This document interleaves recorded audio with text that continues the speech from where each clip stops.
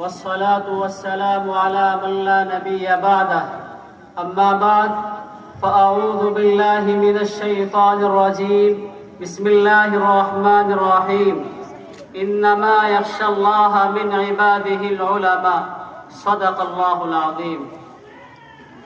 میرے مشفق اساتذہ کرام اور طالب علم ساتھیوں اور آنے والے مہمانان کرام کا میں تہ دل سے شکریہ ادا کرتا ہوں۔ میرے عزیزوں، اس ملک کی پہچان اور تہذیب یہ ہے کہ ہر رنگ کے پھول یہاں کھلتے ہیں اور محبت و قوت کے ساتھ لوگ زندگی گزارتے ہیں۔ آج ایسا ماحول پیدا کرنے کی کوششیں کی جا رہی ہے کہ اکثریت الگ ہو جائے، اقلیت الگ ہو جائے۔ اگر اکثریت اور اقلیت کے درمیان نفرت کی اس دیوار کو کھڑا کر دیا جائے گا تو پھر یہ ملک محبت و قوت کا گہوارہ کیسے بنا رہے گا؟ یہاں چین و سکون کیسے مل پائے گا؟ ہم سب کی یہ مشترکہ ذمہ داری ہے کہ جمہوری اقدار کی حفاظت کے لیے، روایات کی حفاظت کے لیے ہر طرح کی بازی لگانے کے لیے تیار رہے۔ جد و جہد آزادی کی جو تاریخ ہے وہ آپ کے سامنے آتی رہتی ہے۔ عام طور پر یہ سمجھا جاتا ہے کہ سن 1857 سے اس ملک میں انگریزوں کے خلاف محاذ آرائی کا سلسلہ شروع ہوا، لیکن حقیقت کچھ اور ہے۔ مسلمان اس ملک میں انگریزوں کے خلاف میدان عمل میں صدیوں پہلے آ چکے تھے۔ سن 1498 میں انگریز آتا ہے۔ سن 1601 میں ایسٹ انڈیا کمپنی کے بینر تلے منظم طریقے سے اور منصوبہ طور پر انگریز اپنی جڑوں کو ملک کے کونے کونے کے اندر راسخ کرنے کی کوشش کرتا ہے۔ سن 1760 میں جب شہنشاہ اورنگزیب عالمگیر رحمت اللہ علیہ اس دنیا سے رخصت ہوتے ہیں اور مغلیہ سلطنت کی بنیادیں متزلزل ہونے لگتی ہے، ڈھیلی پڑ جاتی ہے، تو انگریز کو موقع ملتا ہے اپنے پیر پھیلانے کا، اپنے پنجوں کو جمانے کا، اپنی سازشوں کو تیز کرنے کا۔ جب انگریز کی سازشیں تیز ہوتی ہے تو پہلی شخصیت جو خطرے کو محسوس کرتی ہے اور انگریز کی سازش کی بھنک جس کو ہوتی ہے وہ حضرت شیخ احمد سرہندی علیہ الرحمہ، حضرت مجدد الفسانی علیہ الرحمہ ہے۔ حضرت اپنے متعلقین کو، اپنے شاگردوں کو یہ بتاتے ہیں کہ انگریز جب تاجر بن کر اس ملک کے اندر آیا ہے، اس کا مقصد تجارت نہیں ہے، بلکہ میں یہ سمجھتا ہوں کہ کچھ اور سازش اپنے ذہن کے اندر لیے ہوئے ہیں۔ یہ ہمارے ملک پر حکومت کرنا چاہتے ہیں، یہ ہمارے ملک پر قبضہ کرنا چاہتے ہیں، اس لیے ان کو روکنا ہوگا، ان کے راستوں کو روکنا ہوگا، ان کا ستیہ ناش کرنا ہوگا۔ اسکیمیں بناتے ہیں حضرت مجدد الفسانی علیہ الرحمہ، لیکن وہ اس دنیا سے رخصت ہو جاتے ہیں، ان کا خواب شرمندہ تعبیر نہیں ہو پاتا۔ لیکن وہ جذبات جو ان کے دل کے اندر تھے ان کے شاگردوں کے دلوں میں منتقل ہوتے ہیں، وہ فکر، وہ جذبات منتقل ہوتے ہوتے حضرت شاہ ولی اللہ محدث دہلوی علیہ الرحمہ کے حصے میں آتے ہیں۔ شاہ صاحب بھی اسی فکر کے مطابق اس ملک میں زندگی گزارتے ہیں اور ہندوستان سے باہر دیگر ممالک کا دورہ کرتے ہیں اور انگریزوں کے خلاف متحدہ محاذ بنانے کی کوشش کرتے ہیں، لیکن وہ بھی اس دنیا سے رخصت ہو جاتے ہیں۔ ان کے بعد ان کے لائق و فائق فرزند حضرت شاہ عبدالعزیز محدث دہلوی علیہ الرحمہ کے ہاتھ میں کمان آتی ہے۔ وہ وہیں سے سلسلے کو آگے بڑھاتے ہیں جہاں ان کے والد بزرگوار حضرت شاہ ولی اللہ محدث دہلوی علیہ الرحمہ چھوڑ کر گئے تھے۔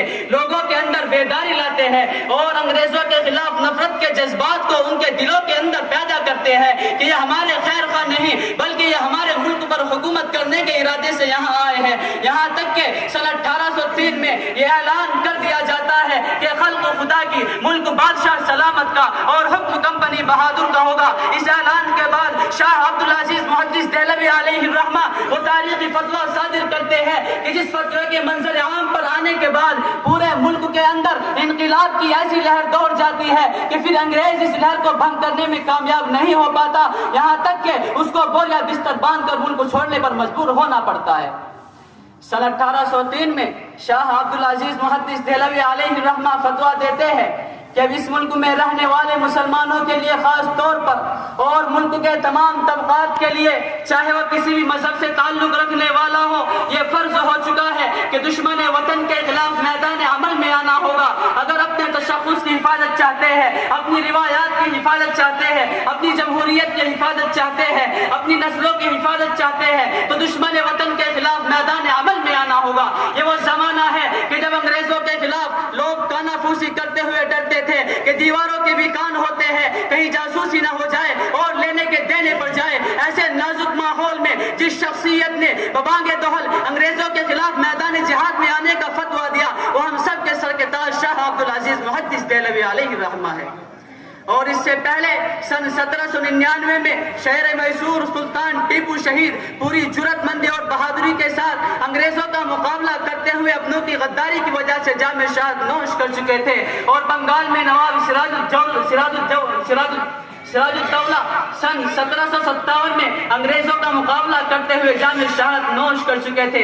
شاہ عبدالعزیز محدث دہلوی علیہ رحمہ کے اس فتوے کے بعد پورے ملک کے اندر جد و جہد آزادی کی لہر دوڑ جاتی ہے۔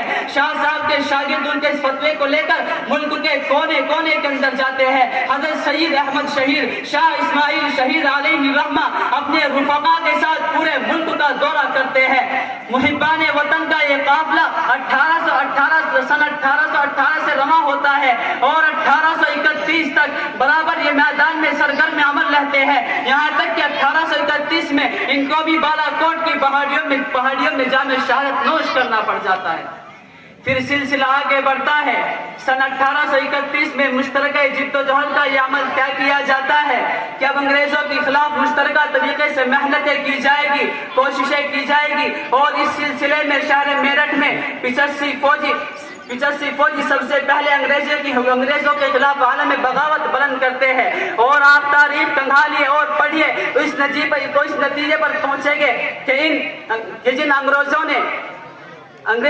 کہ جن فوجیوں نے انگریزی حکومت کے خلاف عالم بغاوت بلند کیا، انگریزوں ہی کی فوج کے اندر وہ لوگ تھے، لیکن جب وطن کی محبت ان کے دل کے اندر پیدا ہوئی اور جب انہوں نے صورتحال بگڑتی دیکھی تو دشمن وطن کے خلاف میدان عمل میں کود پڑے، اور ان 85 فوجیوں میں آدھوں سے زائد وہ لوگ ہیں جو مسلمان تھے، اور مشترکہ طریقے سے انگریزوں کے خلاف پورے ملک کے طبقات مل کر میدان عمل کے اندر آتے ہیں۔ اگر آپ تاریخ سے واقف ہیں تو آپ جانتے ہوگے کہ ابتدائی طور پر انگریزوں کو ہزیمت اور شکست ہوتی ہے، لیکن جب وہ اپنی طاقت کا استعمال کرتا ہے تو اس ملک میں سخت قسم کی ہلاکت و بربادی کا منظر دیکھنے کو ملتا ہے، چاہے ہمارے مسلمان ہو یا ہمارے برادران وطن ہو۔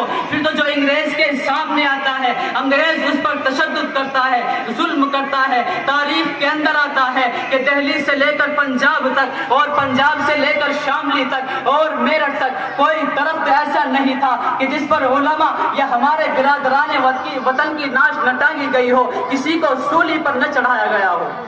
اس مشترکہ جد و جہد کے بعد سن 1947 میں پھر ایک دن وہ آتا ہے کہ اللہ تبارک و تعالی اس ملک میں آزادی کا سورج طلوع فرماتے ہیں۔ آ کر اپنی تقریر کو چند اشعار کے ساتھ ختم کرنا چاہتا ہے۔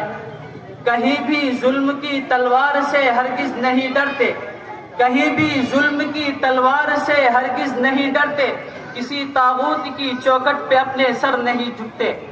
زباں اگلے گی حق کی بات ہی چاہے وہ کٹ جائے، زباں اگلے گی حق کی بات ہی چاہے وہ کٹ جائے، یہاں تک کہ عدو دین خود رستے سے ہٹ جائے۔ وما علینا الا البلاغ۔